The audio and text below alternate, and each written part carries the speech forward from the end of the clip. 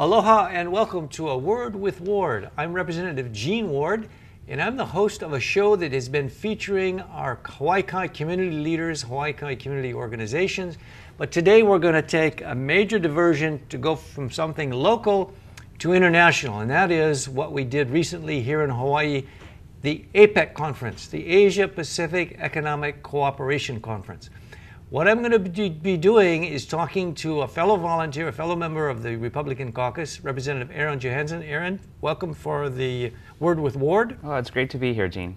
And thank you for volunteering, of which I know we have a lot of experiences to share. And what we're going to be talking about is what was APEC, what it did for Hawaii, what it had happened while it was here, and then what are some of the results and some of the implications of it. We have a very unusual set, not only because it's you and I here, but we have something in the middle, a visual aid, probably a keepsake, and someday is going to be auctioned off for probably a big price. This is the official APEC shirt, and if you look at it from a distance, it looks exactly like an Aloha shirt. Troy Richards did a great job. Aaron, you want to give us a bit of a profile of what its insides mean and what it Sure. is significant? I think what's wonderful about this particular Aloha shirt is that it looks like an Aloha shirt. You know, it looks like something that we would wear to work or, an event here in the islands. But what's terrific about it is there's a lot of symbolism in it. So infused into the whole shirt, actually you can see every row has a flower. And this is a flower of the member economy, and that economy that is participating as a member of APEC. So what's interesting is you not only have the national identities expressed through these flowers, but you also have the APEC symbol for the whole conference sandwiched in between. And so, you know, it all comes together for just what is really a very symbolic and very well-designed and beautiful Aloha shirt. So, I mean, I really think it's just a very successful, well-thought-out visual emblem of the conference. Now, I know you're not a horticulturist. I'm not a horticulturist. No, and I'm not. I didn't pretend to know what flowers were with which country. In fact, how many of you know the flower of our country, the United States? Did you know it was the rose? Many of you may know. I didn't know that was particularly the case. We're going to feature a few countries, though. As we talked about earlier, we wanted to see where did you spend a couple of years? What flower? And what country was that? Well, you know, like you, Gene, I didn't necessarily know every single flower of the member economy on the shirt either. And I do have to say, one of the only ones I really knew is this chrysanthemum here. And I knew the chrysanthemum was for Japan because I actually lived there twice. I spent half of my sophomore year of high school in Hiroshima and then my sophomore year of college living in Hokkaido. But, you know, because it's the chrysanthemum throne, and just having spent so much time there and being interested in diplomacy, I was almost positive that at least the chrysanthemum I knew. And as it turns out, when I look at the key, that one I was right about. So Nihongo hanashimashita ka? Skoshi. Skoshi. It's been a while since I lived there, but actually, my roommate was from Hokkaido, so I know the stories of the big snow. You must have been toughing it out because of the snow and. Well, I was there in the summer, so summertime. Okay. It was gentle and mild. Summertime. But what was terrific, I did get an opportunity to test my Japanese skills because I was fortunate enough to go to the event with the Japanese Prime Minister, and so he gave his address in Japanese, and I thought I would use it to gauge how much my comprehension has atrophied. And or not. And I was pleasantly surprised that it hasn't atrophied as much as I thought. But language is often dormant, and then it just needs to be awakened. That's right. But next to your two-year Japanese experience is the Indonesian flower, which is the moon orchid. Did you know there was a moon? I didn't know there was. I know orchids, but I didn't know there was a moon orchid. If we can get a close-up on this one, this would be appreciated because this is where I probably have spent a good year and a half to 2.5 years as a United Nations consultant with the International Labor Organization in Indonesia. Part of Indonesia that became East Timor. I was the Peace Corps country director, and quite frankly, that's my second language. So that flower, which now I understand is Indonesian, is near and dear to me.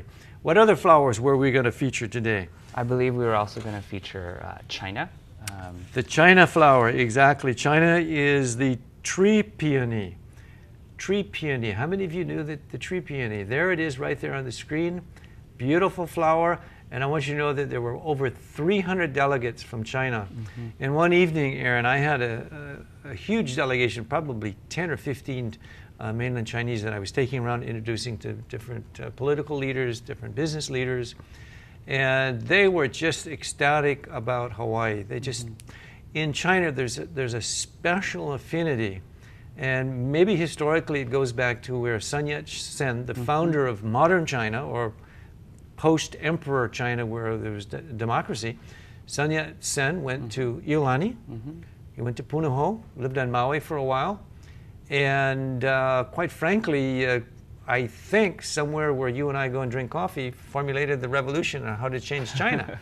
So China and that delegation was just an exciting time to be here. Well, and you know what was wonderful about being able to interact with the Chinese delegation, you really were seeing diplomacy on full display. I mean, having lived in China, I was often told by my friends that the Chinese government takes these things very seriously.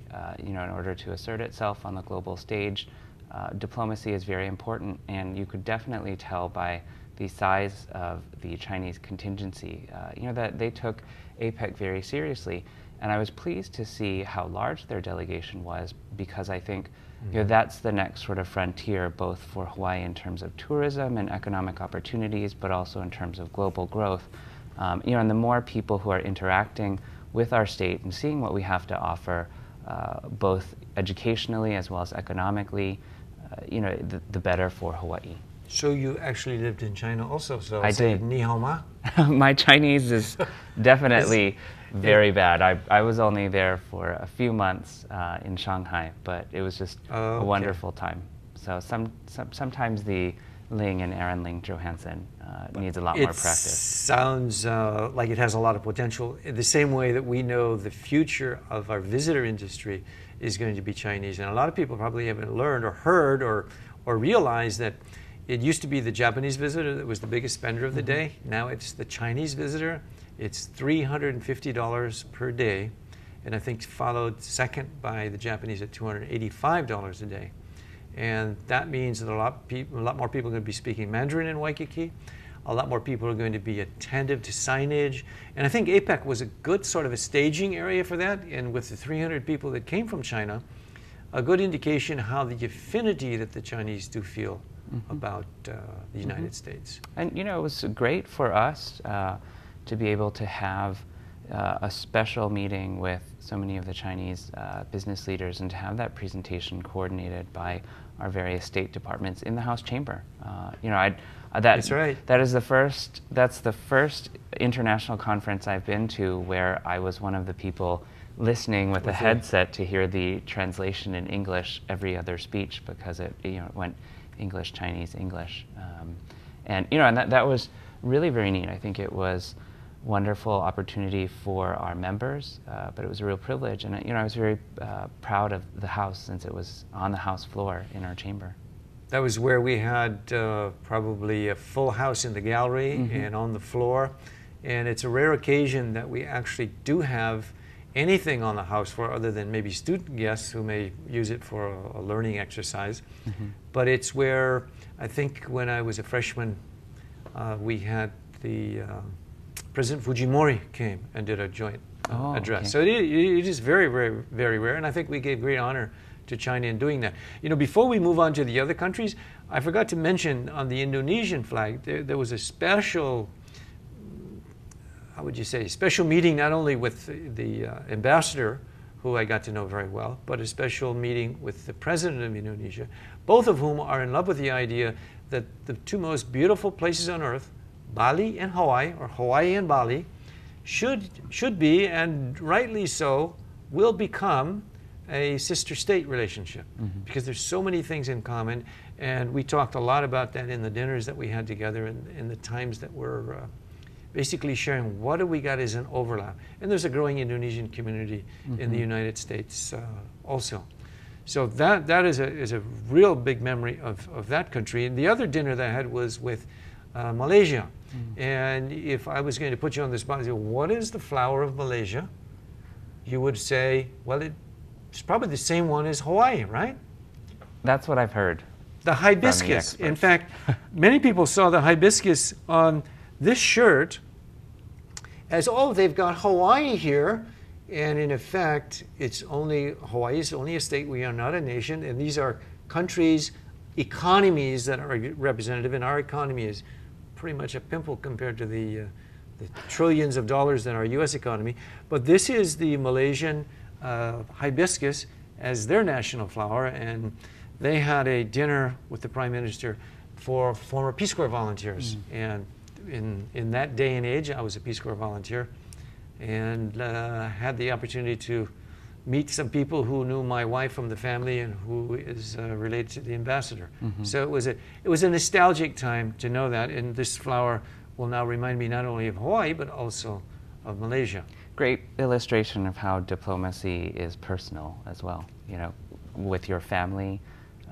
But you know, I think we can often forget that, especially in these, you know, these intensely difficult diplomatic times. But it all revolves around people, and I think that's terrific. That you know, it's interesting you mentioned that, family. Aaron, because when the APEC people come to Hawaii and they look around and they see the faces of the United States, but then they see the faces that look like people on the streets of their country and have common foods and culture to themselves. We are the perfect place. And I'm going to, near the end, we're going to talk about the results and expectations of where we're going to go from here. But I think Hawaii as the gathering place for APEC is perfect because of these cultural and personal connections that people have. And it's not something we could conjure up or make up. It's just an integral part of who we are as a people. Everybody's a minority. Nobody's a majority. Everybody loves to eat rice. Everybody has a sense of respecting different sensitivities and different cultures. In fact, the probable APEC impression, and I'll get back to the flowers in a second, the only thing that was a little bit of a shudder at the beginning of APEC is when the Secret Service gentleman was out, either early, if you put it where he was out at night carousing, versus somebody said the Secret Service guy who shot someone was actually 6 hours time change with the East Coast, and it was really 9 o'clock in the morning, and I've heard all sorts of conflicting things. The point is, it didn't start out as high and mighty, even though it ended on a very, very good note. That was a little bit of a sensitive point. Having said that, let's go back to the flowers. Well, the other one we were going to feature after the orchid, the chrysanthemum, and the hibiscus is the rose. And that was actually the giveaway that I had at the very beginning. How many of you knew that the flower of this nation is the rose? I couldn't think of the forefathers of coming with the rose. Now, you worked in a White House. Did you know that the rose was the national flower? Did they teach you that in basic White House introductions? I have to confess that I did not know that. But in most of the West Wing and the House, most of the arrangements are roses. And no one ever said that that was because that's the United States flower, but it certainly makes sense now, because I used to think when going from meeting to meeting or roaming the halls, there are a lot of roses. And where do the press conferences take place? In which garden? In the Rose Garden. In the I never thought of the Rose Garden as a symbolism of the nation. Okay, that's new meaning. See, now I am not sure, because as with all things, lore has it that the Rose Garden is named the Rose Garden because that was a favorite flower of the Kennedy family at the time when it was created, I believe. We don't know when the actual designation of the rose became the national flower. Yeah, all I know is before Kennedy. All I know is when you work in places like the White House, sometimes you're never sure what's lore versus what's fact. So do you want to go there, or do you want to just throw that out and we'll stop at that? No, I mean as pertains to the Rose Garden. Okay. And these, the nuances of flowers in the house. And some of the other events that we can comment on was the role of the East-West Center. Was not the role of the East-West Center stellar in the sense that not only was Charles Morrison and his staff instrumental with the White House and with President Obama in getting it here. I mean, the first obligation of an APEC conference is actually to win it or to get it, to be designated as the host. But then the conference events that they had, bringing an excellent group of speakers together, high-ranking individuals in the industries of energy, high-ranking political individuals, high-ranking people that really told the state of the art of what's going on in the world. Not everyone agreed with everything that was said, but the way that the East-West Center conducted the conference, I think, as part of the foreign policy establishment, the whole nation is to be very proud of what the East-West Center did. Yeah, and you know, to be quite honest, I think a lot of legislators who attended learned quite a bit, and all of the people who attended learned quite a bit. I mean, I found it fascinating to learn more about the smart grid that's being developed in the state by listening to you know, the head of government relations with Hitachi and some of the other companies involved, because you're really getting some granular detail and the nitty-gritty as opposed to just you know, a high-level briefing, which is always nice. But you know, there was a lot of meat and substance at this conference, and I think that kind of dissemination of information is so critical, and particularly to us as policymakers, that we're constantly learning and being infused with, you know, new ideas and some of the latest, greatest information. And that's why we're going to do this whole show, Word with Ward, just about APEC, because you're reminding me of one of the big takeaways prior to the conference beginning was a briefing on China and Tibet. Now, Tibet is a very controversial issue, obviously, in China. But as we went through the briefing, it was said, and I am taking it as full fact, that 80% of the water that feeds China, that fertilizes, gives life to China, has its head or its river source in Tibet. So when I think of Tibet, I thought of more suppression, but at the same time, when you think of Tibet, you have to think of 80% of your country is dependent upon their water. And that gave me an entirely different perspective of thinking about Tibet as something independent from resources.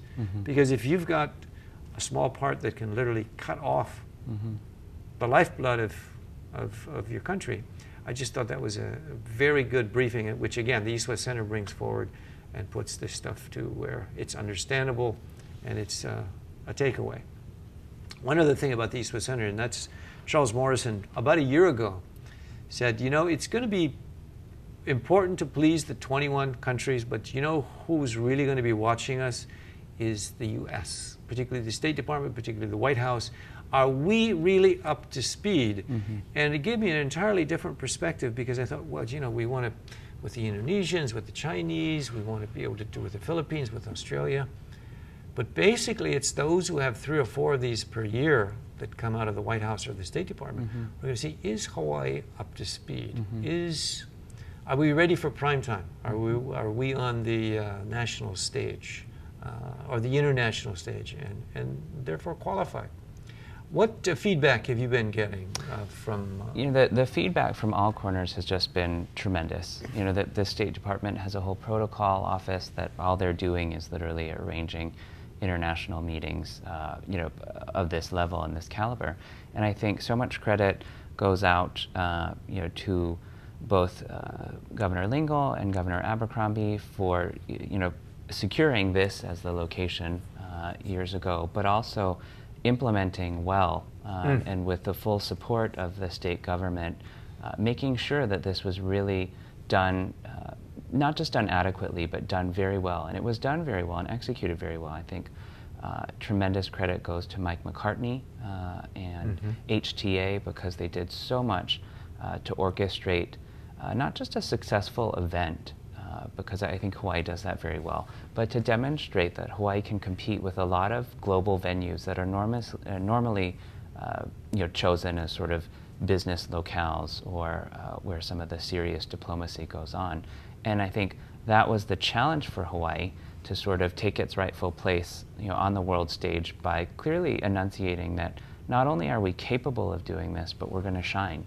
And one of the things that I love hearing over and over again, because I think it was very true, having volunteered, this is certainly what we tried to exude at the airport when we greeted people, but there definitely is something. What was your airport experience? What was it? I mean, you had your shirt on? I had my shirt on, and some of the other legislators and I were there in a special area where they were deliberately sending the APEC dignitaries, and you know, they were being greeted with live Hawaiian music. They certainly got to partake in things like chocolate-covered macadamia nuts and pog. I mean, who doesn't love that?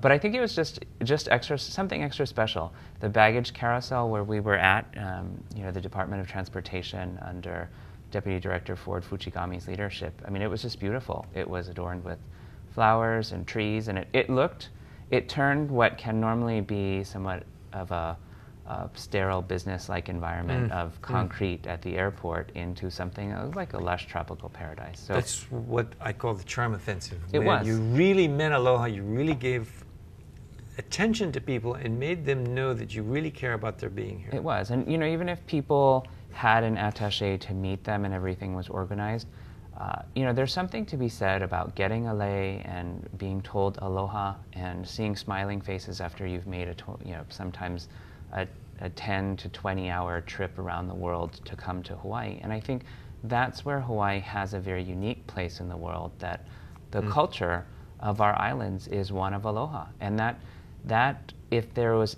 anything more central to diplomacy, it would be the concept of aloha. Exactly. You know, I was testing to see if we're really stuck to believing and emphasizing aloha, and I talked to one of the national APEC committee members. And I said, dude, we really hit a home run where we actually living out our aloha. And she said, over the last 12 months, there were so many curveballs that were thrown, so many changes of venue. In fact, some of the briefings were, all of the information I've just given you is relevant until the end of today. And then tomorrow you got to be able to be flexible, tolerate ambiguities, etc. And she said, you know, the host committee in Hawaii just rolled with the punches. They just kept smiling. They did their job professionally, personally, and with aloha. And that told me that any other place in the country that tries to do this, you've got to have a genuine sense of belief in the people and what their needs are. And then I was reinforced, and this came from another member of the actual host committee itself. He said that Chicago is hosting the G8 summit in May of 2012, and the Hawaii host committee is to send a contingent to show them how they did it in APEC 2011, because we did so well. And that told me that, hey, this is pretty genuine success story, hit the ball out of the park. Flattery you know? is the highest form of imitation. Is the highest form of if flattery. they want to replicate us, by all means, let's go and do it. Now, we want to make sure that we follow up from this. And there was a lot of talk, well, what about after APEC? And I'm going to go back to one of the East-West Center functions where Representative, or former Representative, now Lieutenant Governor Schatz was speaking. And it was basically, we have got to start immediately after APEC is over. And when that event ended, I buttonholed him and I said, you know, Brian, we probably should reactivate the Office of International Relations. And next to me was Representative Cynthia Thielen. The history of Representative Thielen and myself is, in the days when there was an Office of International Relations, I would stand up and say, this is the best thing since sliced bread, and she would stand up and say, this is the worst use of money of the taxpayers ever. And as I was telling Brian, Lieutenant Governor Schatz, about this, she said, you introduce the bill, I'll co-sponsor it. To get back into the international, seeing that these are things that we are a natural fit for. We are an attraction for these not only 21 countries, but there are even many more things that we can be doing. And so as we go down the line, some of the future may have more international events in them. Now, I know your district, Mauna Loa, right? It's Mauna Loa, Pearl Harbor, Aiea. How much inconvenience did your people go through, and what would you say to them? And what we say to the future people who may have these events? You know, I think you definitely hear mixed feedback on just the everyday impact on people. I think because the freeways flow through my district, you know, there are definitely times... The airport flows through your district? That's right. So there are definitely times where major entrance egress points for commuting were complicated. But I think a lot of people, the news deserves a lot of credit for actively publicizing and keeping folks updated about when different arteries were going to be closed. So a lot of people knew when to stay off the road. Sometimes they didn't, but again, even when times were frustrating, I think you saw that aloha. People may have been frustrated, but unlike some of the other cities I've lived in, when I was in DC, if someone was frustrated, you heard it immediately on the horn. People weren't shy about honking there. But you still see kind of that patient waiting by folks, and that's just, I think, who we are as a people. And I think if we can capitalize on a lot of the progress made during APEC, then some of that waiting in traffic for some of the folks who were inconvenienced won't be in vain. It will have been for something. Because in the future there are going to be jobs created by this, and for those of you who were frustrated by the traffic, our apologies for that, but think of those who may get a job in the future because of that function and other and bigger ones that may come out in the future. I know it's not a pleasant thing, but it's one of those side effects that go with it. Some of the good things that are going to happen is that Hawaii is not only because of Hawaii 5.0, but because of what APEC did, is going to be remembered long into the future. Aaron, we have to wrap up. What's a takeaway for you for APEC 2011? Major takeaway from APEC 2011 is that Hawaii and Honolulu are world-class places, and they are definitely places deserving of future events of this caliber and magnitude, and I think it's an ideal place for diplomacy. That fits exactly in with my send-off, and that is, Hawaii, don't underestimate yourself. Sometimes we lowball ourselves, sometimes we kind of play false humility about how good we are or what we can do. Hawaii is made it. It's on the stage of international diplomacy. I'd love to see it as the epicenter in the future for diplomacy of the Pacific. Sometimes the Geneva of the Pacific has been mentioned. But Hawaii has passed the test. It went through the test. This has been a whole show on Word with Ward about APEC, and I know we'll sprinkle more as other good things come into report from that. But I want to thank Representative Johanson for his participation today and accepting